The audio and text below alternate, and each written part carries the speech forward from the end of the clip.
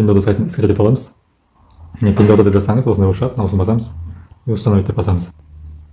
Не установка болып жатыр. Не открыть деп басамыз. Міне осындай шығады. Мына жасалды басамыз. Мына жерде сұрайды WeChatпен қараңыздар. WeChatпен кіресіз бе әлде мына жерде басқа способтар бар кіретін деп сұрап жатыр да. Егер сізде WeChat аккаунт болса, яғни WeChatыңыз болса телефонда, осы кнопканы басып, мынаны басып кіріп кете бересіз, ары қарай қолдана бересіз. Ал енді WeChat жоқ болса, онда мына астындағы мына кнопканы басамыз, иә. Қытайша жазылып тұрған осыны басасыздар, яғни телефонмен кіруді. iPhone-да болса, iPhone-да сәл басқаша, яғни осындайды бассаңыздар, мына жақтан телефонмен кіру, QQ-мен кіру және басқа деп тұрады. Қазір енді біз WeChatпен емес, телефонмен кіріп көреміз. Өйткені WeChatпен кірген кезде ондай ешқандай проблема болмайды, басасыздар, ары автоматты түрде WeChatқа кіріп кетеді. WeChatпен кіріп кетеді Pindodoға. Сондықтан қазір біз телефонмен кіру дегенді басамыз. Мынаны басамыз. Мына көрдіңіздер, міне сіздерде көпшілік адамдарда міне осындай мына жерде нөмір Т деп шығады да. Бірақ мына жерде мемлекеттердің кодтары шықпайды. Мысалы, Қытайдікі +86 болса, сол +86 мына жерден шықпай тұрады мына жерден. Ондай жағдайда не істейміз? Ондай жағдайда телефонды бір өшіріп қайтадан қосу керек болады. Содан кейін осы жерден шығатын болады. Қазір мен қайтадан артқа қайтамыз. Мына артқа қайтамын. Артқа қайтамын да. Сосын қазір приложениені полный шығарып кетейін, приложениені. Шығып кетеміз. Сосын қайтадан кіреміз қазір. Қайтадан кіреміз. Міне көрдіңіздер, осылай шығып тұр. Енді қазір мынаны жаңа басамыз. Міне көрдіңіздер ме, шықты. Кейбіреулерде осылай қайта кіріп қайтадан шықсаңыз, міне осы плюс мемлекеттер шығады, яғни мемлекеттің кодтары шығады мына жерден көрдіңіздер ме? Және де бұл жерде ештеңе жоқ еді. Тек нөмір ғана Т деп тұрған еді. Енді бұл жерде мемлекет, яғни бұл жерде қазір бізді Қазақстан тауып аламыз. Қазақстан емес, +7 дегенді тауып аламыз. Қазақстанда бар, негізі Қазақстан бар болғанымен, бірақ ол Қазақстанның коды дұрыс емес жазылған бұл жерде. Зараз көрсетейін. Көрдіңіздер, мынаны басасыздар, мынаны басамыз. Басқан кезде қазір осындай кодтар шығады, мемлекеттің телефон кодтары шығады осылай. Енді бұл жерде Қазақстан дегенді табамыз. Қазақстан дегенді қазір мен іздеп қояйын. Мына жерлерде. Міне Қазақстан деп жазылып тұр мына жерде. Міне көрдіңіздер ме? Қазақстан деп жазылып тұр, бірақ код оны біздікінде емес, +77 емес, +327 деп тұр көрдіңіздер. Бұны бассаңыздар сіздерде код келмейді. Яғни коды дұрыс емес. Сондықтан бұны баспаймыз да, біз +7 деген тауып аламыз. Яғни Россия. Россияның коды арқылы кіреміз. Так, +7 қайда еді? Міне. Осы белгілейміз. Не болды? Енді мына жерге телефон нөмірді жазамыз. Тіркелейін деп жатқан телефон нөмірді жазамыз.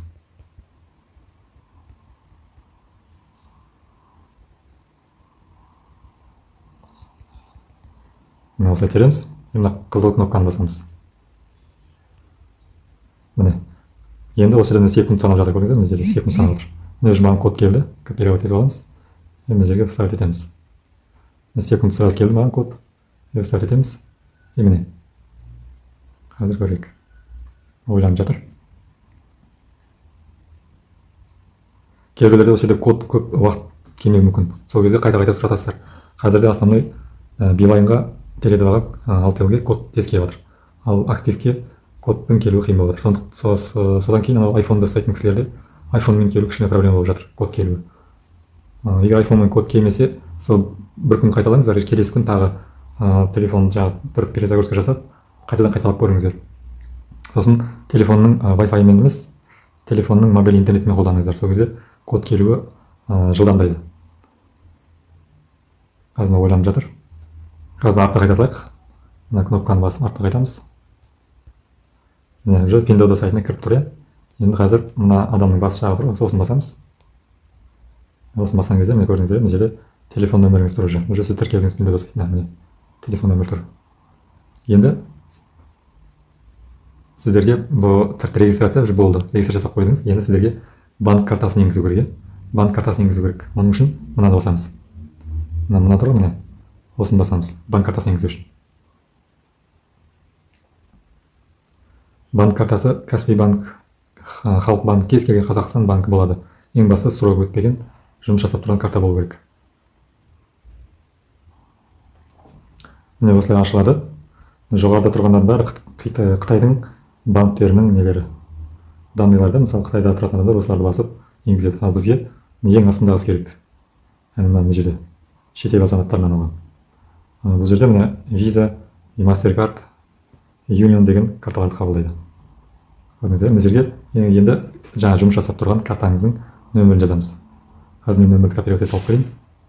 Мына мен өз картамды добавить еттім. Енді мына қызылды басамыз. Мынаны басамыз. Міне, картаның ең соңғы нөмірі шықты. Енді мына жерге аты жөнімізді жазамыз. Сосын мына жерге срогын жазамыз. Срогын осылай жазамыз. Мына жерге енді қазір көрейінші. 04-27 дейді. Міне осылай добавить етеміз. Сосын мынаны басамыз. Енді мына жерге картаның артындағы 3 нөмір жазамыз.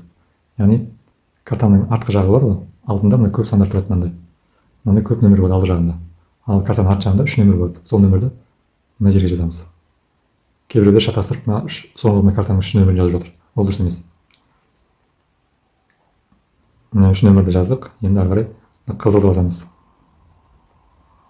Сосын мына жерде сіздерге төлем паролін установить ету керек болады. Яғни өзіңіз ойлап табу керек болады. Бұл жерге ешқандай телефонға код келмейді. Кейбіреулер жаңағы осы жерге келген кезде код ізде күтіп отырады екен, қашан код келеді екен деп. Бұл жерде код келмейді. Бұл жерде жазылып тұр, төлем паролін установить етіңіз деп. Яғни сіз өзіңіз ойдан ойлап тауып, есіңізден шықпайтын нөмірлерді жазасыз. Мен қазір мен өзімдікін жазамын. Яғни бұл жерге 2 рет қайталап жазу керек болады. Мен уже бірінші рет жаздым, енді екінші рет жазамын. Мен 2 рет жаздық. Болды, енді установка болады. Қазір сәтті өтсе барлығы прикрепление болу керек. Вот болды міне. Менің картам уже тіркелді. Картамның тіркелген тіркелмегенін білу үшін мынаны басасыздар. Міне, менің картам тіркелді, көрдіңіздер. Міне виза деп тұр, көрдіңіздер мына жерде. Міне уже карта тіркелді. Енді төлем жасай берсем болады. Не болмасам, егер былай картаны тіркеп басында ауырып білмейтін болсаңыздар, онда просто бір затты сразу сатып алсаңыздар, сразу осы жерден картаны сұрайды сатып алу кезінде. Сол кезде картаны привязка жасап, төлем паролін сол кезде установить етіп, ары қарай затыңызды сразу сатып алсаңыз болады.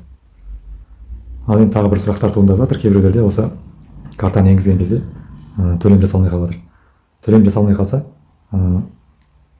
яғни кейбіреулерде төлем жасалмайды, жаңағы телефонға код келмей қалып жатыр да, жаңағы Каспийден код сұратады сол кезде. Ол кезде ондай жағдай болса, телефондан жаңағы Каспий болса, Каспийдің ішіндегі интернеттен төле деген доступты ашып қою керек болады. Кейбіреулерде ол жабық болады, интернеттен төлем. Сондықтан интернеттен төлемді доступты ашып қойсаңыздар, сосын ары қарай төлем жүру керек. Егер ол жабық болатын болса, сіздерде төлем жүрмейді. Сосын тағы кейбіреулердің карталарының срогі бітіп қалады. Яғни срогі бітіп қалады да, төлем жасалмай қалады. Ол кезде осы жерге кіресіздер, жаңағы осы келген кезде, міне, мынаны басасыздар, мынаны басып, ары қарай мына жерде добавить карта деп тұр, көрдіңіздер, мына жерде, новый карта. Осыны добавить деп басып, ары қарай мына жерде қазір төлем паролін сұрап жатыр, мына жерде төлем паролін тересіздер. Міне, ары қарай мына жерде добавить етсеңіздер болады, жаңа карта.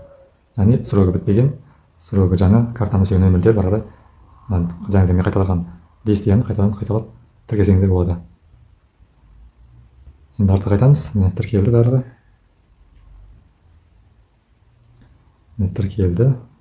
Ол дегенде сіздерге картаны тіркелді. Енді сіздерге ең басты Карго компанияның, сенімді Карго компанияның адресі керек болады. Яғни сіздің жаңағы тапсырыс берген затыңыз, осы Пиндодан сатып алған затыңыз, сіз өзіңіздің қолыңызға алуға арнайы сенімді бір Карго компанияның Қытайдағы склады керек болады.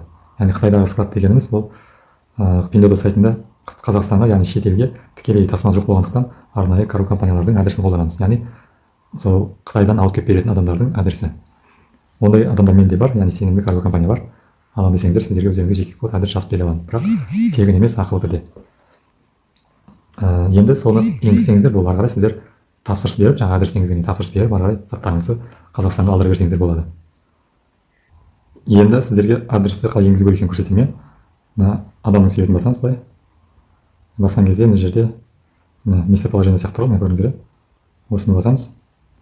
Осыны қызылды. Қызылды баспастан бұрын, қазір мен бірінші мен сіздерге жаңағы адрес берген кезде мына копировать етіп алыңыз деп осында жіберемін. Осындай копировать етіп аласыздар. Сосын мына артқа қайтасыздар да, добавить деп басамыз. Сол кезде міне автомат түрде сізден осындай сұрайды. Сол кезде мынаны басасыздар қызылды. Сол кезде мына жерде автомат түрде өзі толтырады барлық қандайларды, көрдіңіздер. Міне сіздерге жеке код береді, ол мына 1604 Алматы.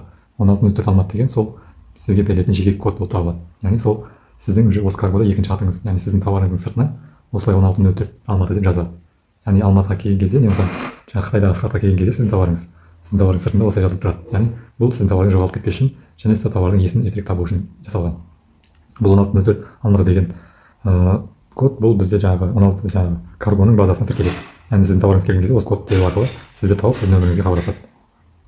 Бұл жеке код әрбір адамның өзінікі болады. Бұл жеке кодты теріп жүрмеңіздер, тауарларыңыз жоғалып кетуі мүмкін. Сосын мына жерде қараңыздар, мына жерде адресті көрдіңіздер ме, ереуілдіктерді көрдіңіздер ме? Мына біреу қазір қайталанып тұр, көрдіңіздер ме? Мына біреу қайталанып тұр қазір. Мына қайталанып тұр, көрдіңіздер ме? Қазір мен соны өшіріп тастаймын. Яғни бір қайталанбай тұру керек. Мына жерге дейін өшіріп тастаймыз қазір. Болды. Өшіреміз де мына қызылды басамыз. Сақтау деген сөз. Міне сақтаймыз. Міне болды, көрдіңіздер. Міне осылай сақталды уже. Адрес сақталды. Сіздің жеке кодыңыз мынау. Жеке код, мына сіздің қалаңыз. Болды, осы сіздің екінші атыңыз деуге де болады.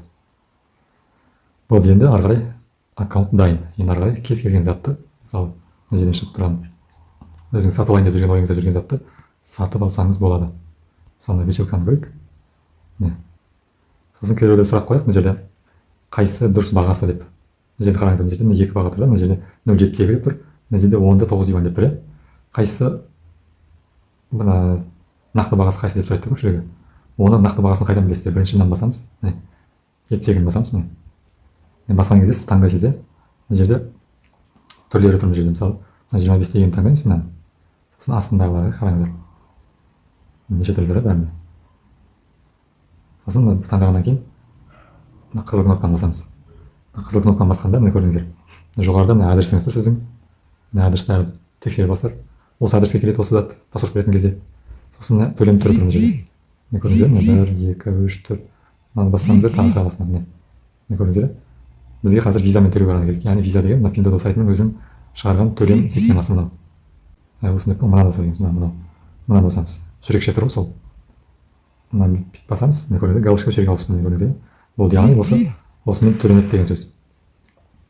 Міне осыны басамыз да, сосын мына қызылды басамыз. Қызылды басқан кезде мына жерден қазір сізден төлем паролін сұрайды.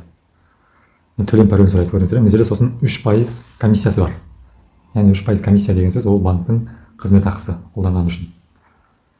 Осы жерде толық бағасы шығады. Яғни сіз толық бағасы қанша болады деп көпшілік сұрайды. Толық бағасын білу үшін комиссиясымен қосқан кездегі осы төлем паролін теретін жерге дейін алып келесіз да, соны басып көресіз. Сол кезде осы жерде толық бағасы шығады. Толық бағасын осы жерден біліп аласыз. Егер сатып алатын болсаңыз, артқа төлем паролін енгізіп сатып ала бересіз. Егер жоқ, сатып алмайтын болсаңыз, просто мына решетканы басып артқа шығып кетесіз. Міне болды. Сөйтіп толық бағасын солай білесіздер товардың. Бұл жерде не үшін олай 0,72 деп тұрады? Өйткені бұлар клиент шақыру, яғни бір кішкене ручкасын қойып қояды. Мысалы, мына ілгіштің, жоғарыдағы ілгіштің бір кусогын қойып қояды да, соның бағасын 0,72 юань деп қояды. Адамдар көпшілігі ол арзан екен деп жаңағы осы магазинге кіреді. Сол кезде адам шақыру үшін ғой, бұл маркетинг. Ал бұл жерде бағасы, таза бағасы жаңағы мен айтқандай біле аласыздар. Так, адрес енгіздік, бәрі жаңағы картаны тіркедік, болды, қарай заказ бере берсеңіздер болады. Сол достар, тағы қандай сұрақтар туындауы мүмкін еді. Сосын мына жерде адам жанын басын басқан кезде, мына жерде көрдіңіздер, мына жерде төленбеген товарлар тұр, көрдіңіздер, бір деп тұр. Ал мына жерде төленген товарлар тұрады. Ал мына жерде сол төленген товарлар уже упаковкаға дайындап жатыр деген сөз. Яғни бұл жерде 48 сағат уақыт беріледі. Мына жаққа өткенге дейін. Сіз бүгін сатып алдыңыз да, сатып алсаңыз, сразу мына жерге ауысады ол. Сол ауысқаннан кейін 48 сағаттың